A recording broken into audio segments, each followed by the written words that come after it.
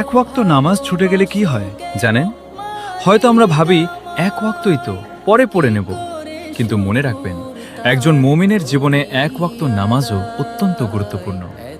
নামাজ শুধু একটি ইবাদত নয়, এটাই আল্লাহর সঙ্গে আমাদের সম্পর্কের অন্যতম প্রধান মাধ্যম।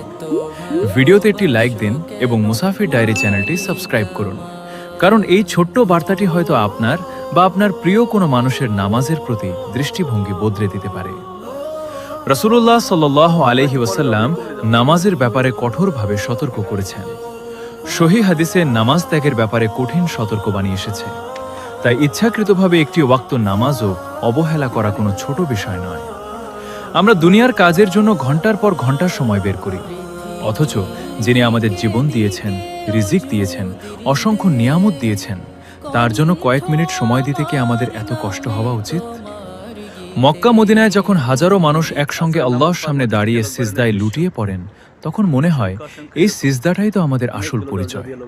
তাই আজই সিদ্ধান্ত নিন, এক ওয়াক্ত নামাজও ইচ্ছাকৃতভাবে ছেড়ে দেব না।